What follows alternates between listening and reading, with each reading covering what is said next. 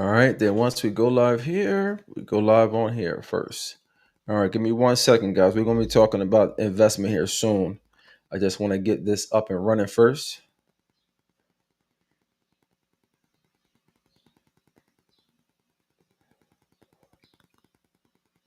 All right, let's get this up and running. Okay, now we are up and running. All right, guys, this is Khalid Nathan Aleem, the Real Estate Bull, and welcome to the Real Estate Bulls Investors Academy. So, what we do here is this is information that gurus are making y'all pay hundreds and thousands of dollars for, okay, for their course. What I'm going to do is talk about how does one become an investor in real estate. Now, I'm starting from the beginning, okay? So this is for all my beginners, all right? So we've went over 4 chapters already. And if you want access to that, just go to my YouTube. If you go www.followkhalid.com, then you can get access to all that. Okay. So we are going to start from chapter 5. Okay. We're going to start from chapter 5. So let's get into it. All right. Let me share my screen here. Okay. Yep, we got it. All right. So again, this is the Real Estate Bulls Investment Academy. No fluff, all action, live training. This happens every Friday at 11 o'clock. Every Friday at 11 o'clock, I come to you guys and I give y'all the game as far as investing in real estate. So again, this happens every Friday at 11 o'clock. And if you want to see the other episodes, just go to www.followkhalid.com and you can check out those episodes. Okay. If you want to contact me personally, that's cool. 267-930-1249. If you're looking to buy a home, sell a home, or invest in real estate in Philadelphia or the surrounding counties, I got you. And if you're somewhere else and you need a trustworthy real estate agent in your city, then let me know. I got a network that expands the globe. Okay. So let's jump right into it. So I want to do a quick recap of what we went over so far. Okay. Number one, whenever you're looking to invest, you got to make the determination, the decision that I want to invest in real estate. After you do that, you got to pick a strategy. What's your strategy? Am I going to buy and hold or am I going to fix and flip? You got to choose one of these strategies. Okay. You also need to pick a location. Where do you want to invest in? A lot of people pick their backyard. That's fine. Okay. But you have to pick a location. Where are you going to buy these homes at? A lot of times people pick their backyard because they know that. They know that area. And you probably have information, inside information on that area that other people don't have. For some people, it's too noisy or it's too crowded or it's too expensive in your area. For example, somebody might live in Las Vegas or not Las Vegas, Los Angeles, and the average house is $1 million. So that's a little bit harder than maybe the Midwest. Okay. So you got to pick a location. Also, you got to find the money. You got to find the money. Where's your money going to come from? Is it going to come from cash? Is it going to come from hard money? Are you going to get a loan? Are you going to get an investment loan? Or are you going to house hack? Are you going to house hack meaning what? Meaning that you live in one unit and you rent out the other units for multifamily. Okay. And you also need to analyze like a pro. And I went over 3 really easy analysis numbers to go by last time. Okay. So that was chapter 1, 2, 3, and 4. Now we're going to hop into chapter 5. And again, guys, these are quick hitters. I'm not trying to be here all day. I'm not trying to have y'all here all day. Okay. These are quick hitting lessons in investing. Okay. So next is chapter 5. Okay. You made an offer. Now what? So you made an offer. You've gone around with your real estate agent and you found the property. You guys have random numbers and it says to move forward. Now you want to make an offer. So you make an offer and what happens? Wow, they accepted your offer. Now what? Now what? They've accepted your offer. Now, the first thing that usually happens is there's an earnest money deposit that needs to be put down. That earnest money deposit is not a bonus to the seller. Okay. What that is that's money that you're putting down to say what that I'm serious about this transaction. Because if there was no earnest money deposit, then buyers could just go around and just hold up people's contract, basically waste people's times because they wouldn't have any skin in the game. An earnest money deposit is skin in the game that you're giving the seller, and it's like, hey, hold this, and if we get to the end, then this money gets applied towards my closing costs. Okay. Also, you can have a due diligence period. All right. A due diligence period means there's a certain amount of time that you have to do your due diligence. So you'll get a home inspection, and we'll talk about a home inspection on the next slide. But you'll get a home inspection, and then they'll come back with a report, so on and so forth. But the due diligence time is, and everything in real estate is what is negotiable. Okay. So to have a due diligence time, just think about it. It's giving you time to back out the contract. Okay. So if you're in a bidding war with somebody else, then you may say, well, I don't want a due diligence period. I just want to take the property as it is. Okay. But one of the tools that investors use to kind of check out the property to make sure that they really want to move forward is they use this due diligence time. And this due diligence time is a time for you to do whatever you want to do and still back out of the property. Okay. Now, when you're buying a house, for example, it's usually 10 days, okay, on average. But if you're an investor, it may not be that long. It may be 2 days, it may be 3 days, it may be one day. Okay. So there's a due diligence period that you can have when you get under contract. Also, usually in a normal contract, there's contingencies. Contingencies mean what? You can back out of the contract. There's a ways to get out the contract. Usually there are three contingencies within a normal contract. And I'm saying a normal because each deal is different. Each deal is different. Okay. But right now, I'm only talking to investors. So, one contingency is the inspection contingency. What that means is that if you write or your real estate agent writes in the contract, okay, we have 5 days to inspect the property, and if we don't like it, we can back out. That's a contingency. Okay, that's contingency number one. Contingency number two in a normal contract is the mortgage contingency. So if you are getting a mortgage and you get turned down for that mortgage for a reason that's not because of you, and you get turned down, then you're able to back out the contract.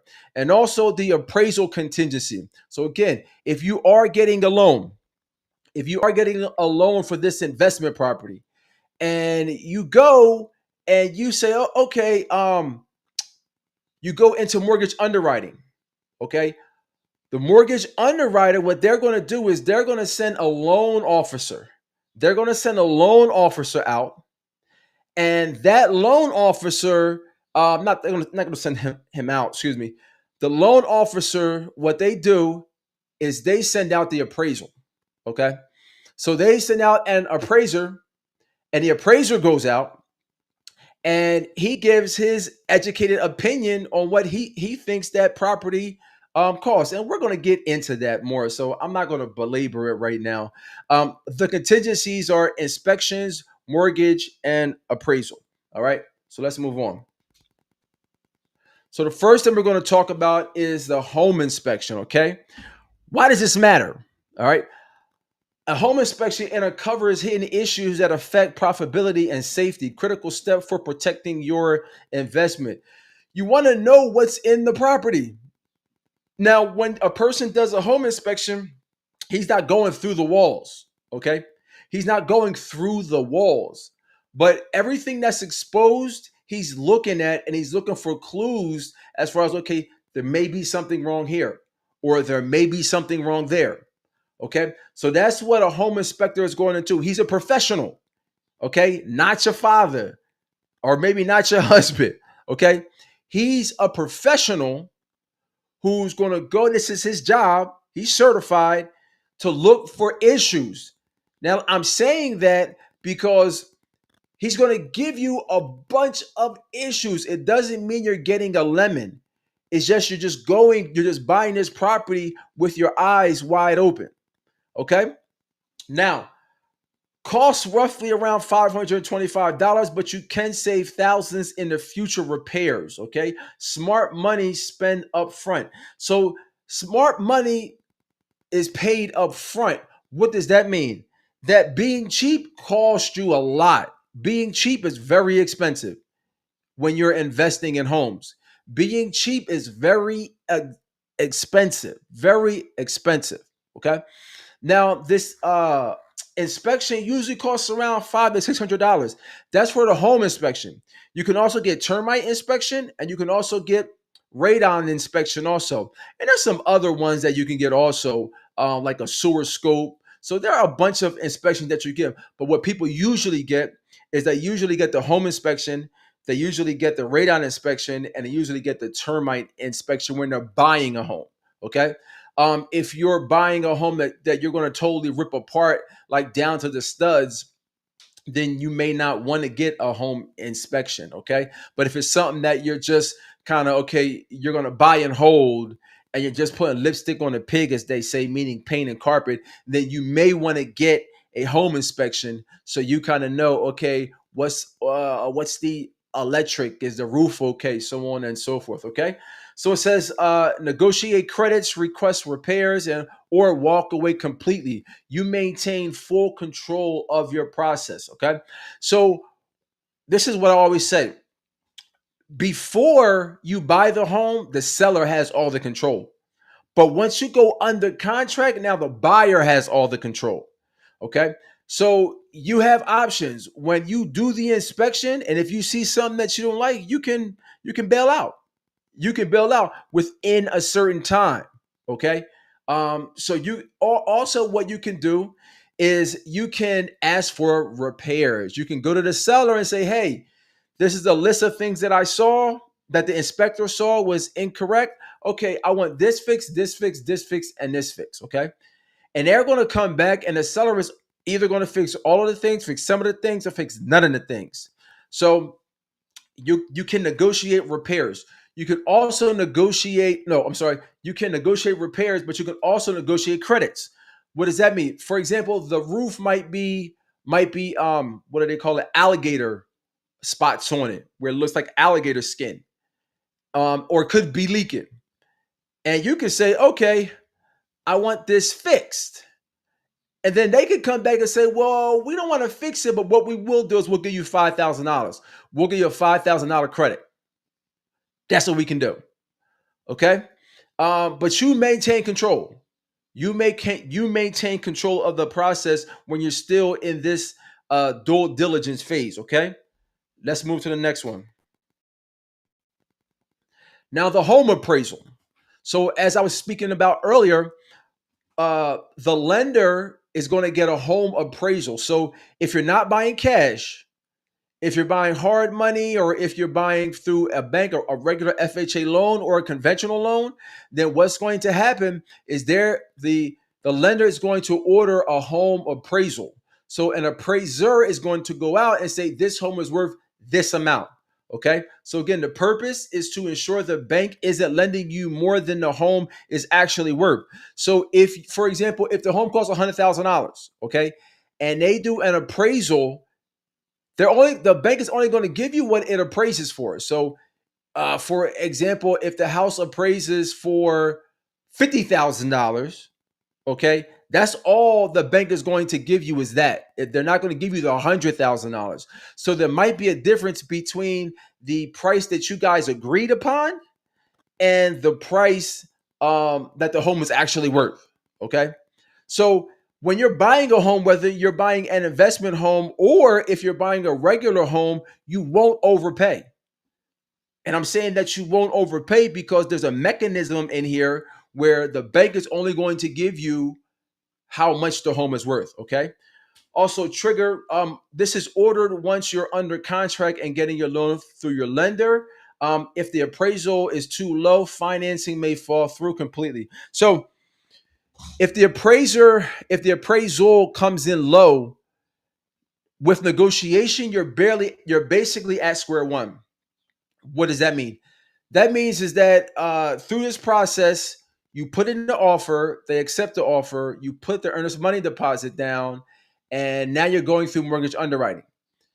And you're doing inspections also. So you do the inspection, you get past that part, and now you're in mortgage underwriting. What that means is that the mortgage company is looking at all your information over again. They're asking you for new information, and then what will happen is when you come back, they'll say, "Okay, we're done this. The last part is we need to send an appraiser out."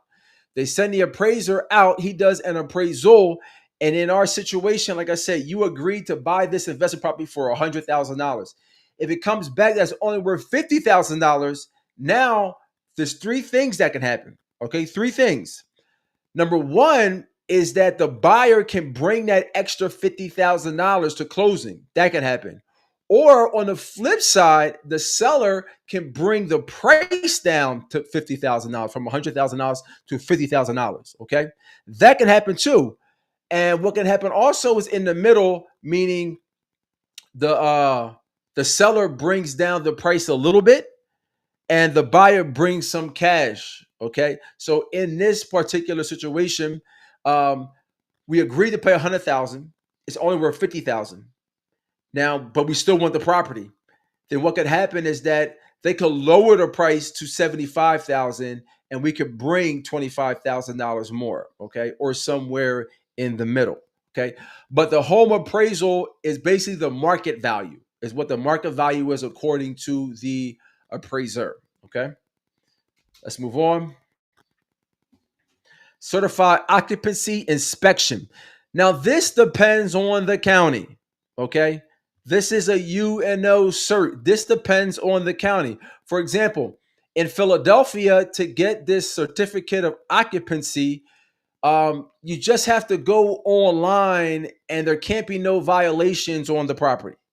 So Philadelphia doesn't go into the property. Philadelphia just looks and see if there's any violations. If there are violations on there, then you got to clear them, okay, to actually get this.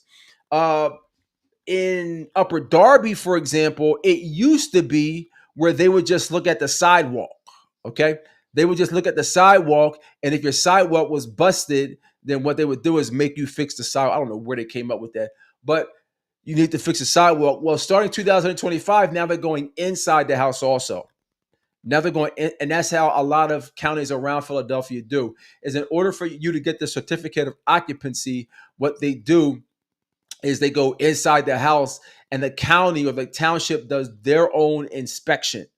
They do their own inspection, and they come back and say, okay, this needs to be fixed, this needs to be fixed, and this needs to be fixed in order for us to sign off on this certificate of occupancy. Okay, it says legal requirement necessary for legally renting out the property to tenants, non-negotiable steps for investor inspection process. So again, a township inspector will come out and make sure that the safety and code and everything is copacetic.